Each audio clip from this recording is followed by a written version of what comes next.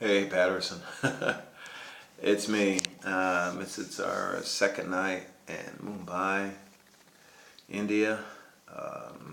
Is it a third? I can't even tell anymore.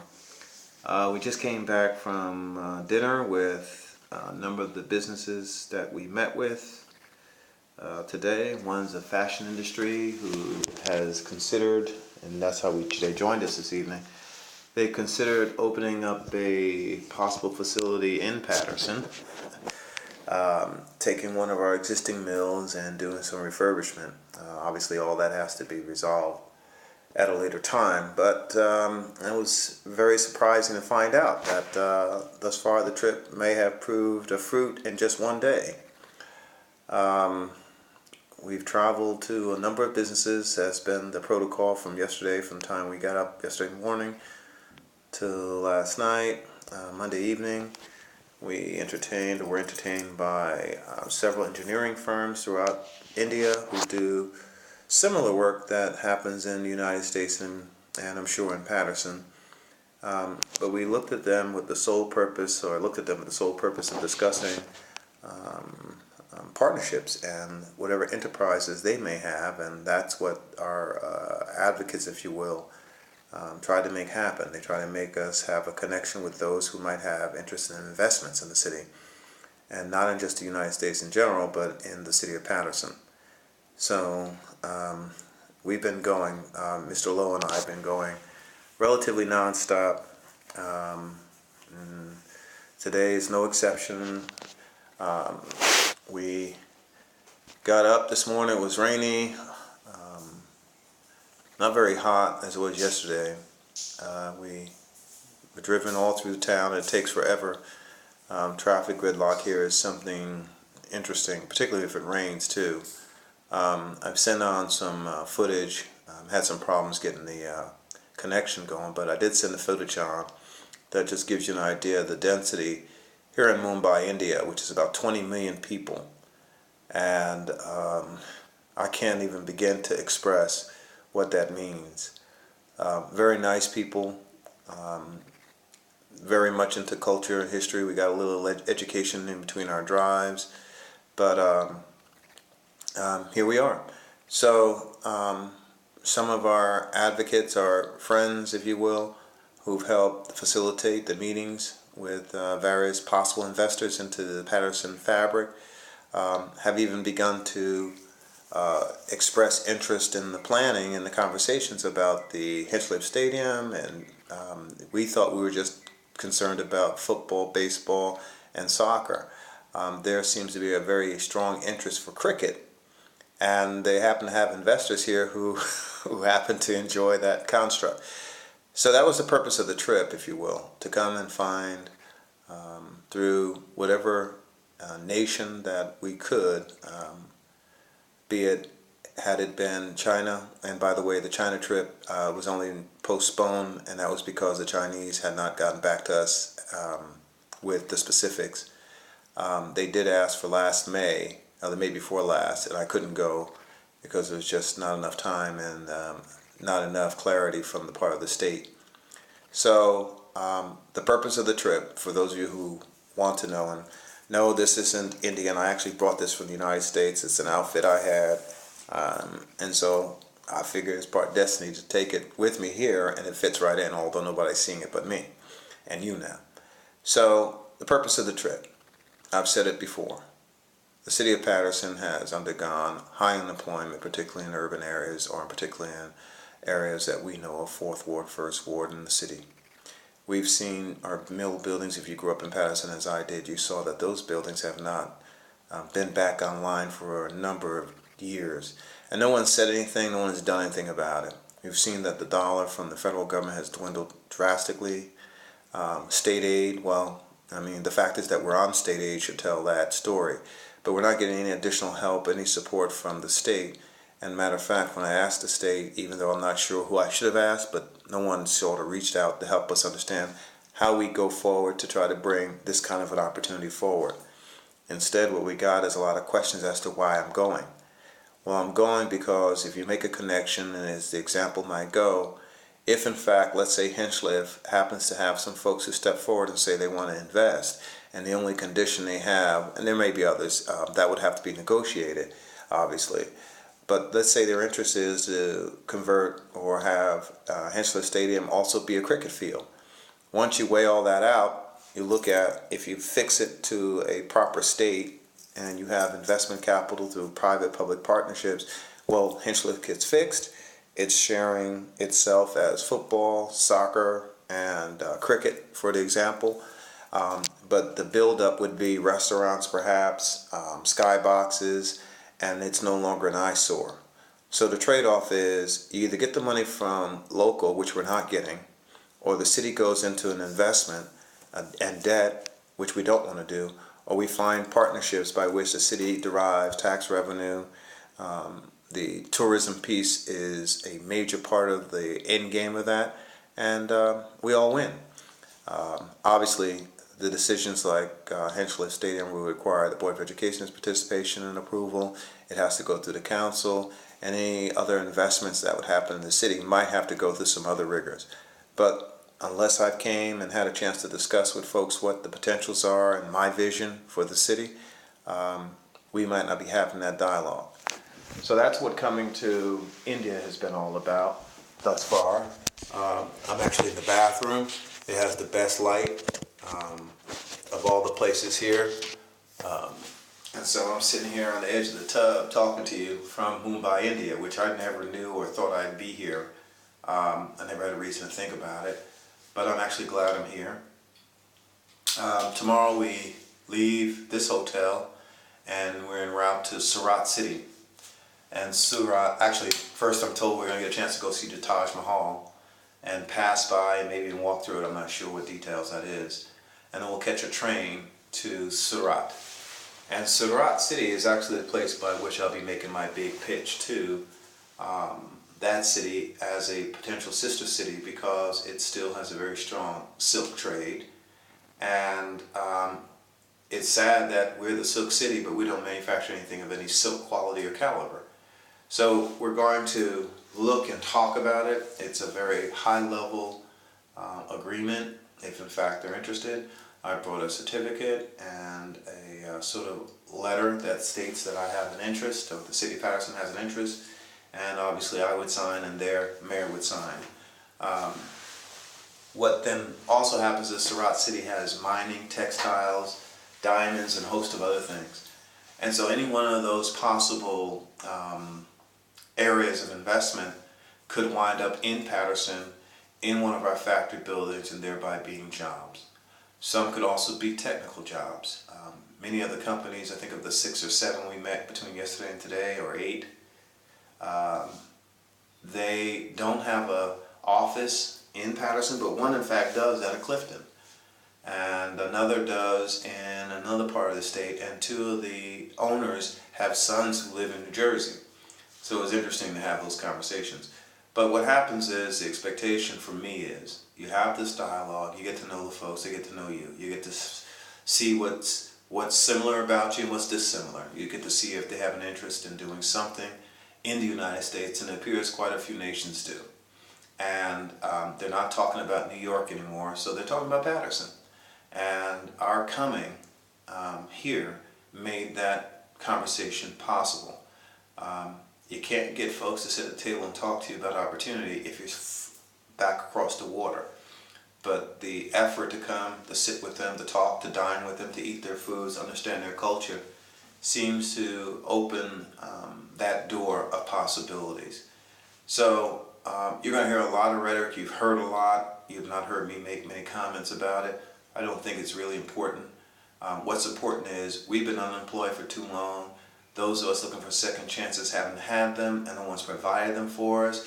We kept getting lip service for decades. You even have members of the city council who can only find the negative, but they haven't brought any jobs, they haven't done any development, they haven't done any of that stuff. But my coming here was a problem. You have to ask yourself, why is that?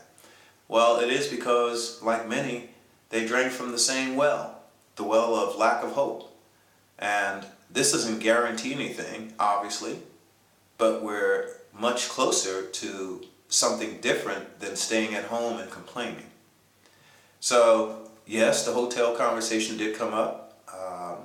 Yes, they were meeting with folks to discuss investment. Yes, I would not have a problem if a hotel happened on the Vista site, and let me tell you why. I heard recently that someone asked about why would we want to do a hotel in Patterson and so forth and so on. Well, by the way, a hotel or hotels or any city that hosts 1,000 hotels is called a conference center.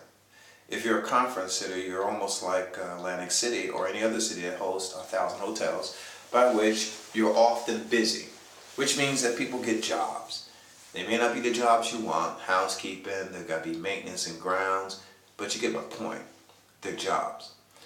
There's also technical jobs because they all have security and have that. So to me, the quickest and easiest way to address the economy and unemployment and to give all of us a shot at looking at a more prosperous future was not to keep finding reasons or excuses, or most definitely not to keep saying, well, I'm in, here's what I'm going to do, I'm going to create, let's say, a shopping center and people get jobs behind the counter and then call that opportunity. I don't believe in that. What I believe in is using our treasures, the National Park, Henschler Stadium, the Vista site, the ATP site, the Fano Island where we can, the Armory, and have them be what they once were or could be. And to travel, see what partnerships we can have. And let me answer another question before it even gets asked. Why would we sell off our land? Well, the record wrote the other day, from what I understood, that solar panels are going to be placed on city land. The city doesn't own any of that land. The last bit of land the city owned was the ATP site, and we're not offering that to anybody. First of all, it's got too many challenges. So whatever land they were referring to, they either made it up or they were speculating. And I need you to start asking some deeper questions. Folks are going to say a lot of stuff, but it's time to ask the right questions. And if you were watching the State of the City address, I directed you to pattersonnj.gov for one purpose only, where you could be informed, didn't have to worry about somebody spoon feeding you or telling you a twisted version of what is. We've got nothing to hide, and the information is out there. Every project. I told you that the Pennington Park is currently under reconstruction. New park. Obviously, it was done during the previous administration in terms of the planning, but they couldn't get it done. We got it done, just like the National Park.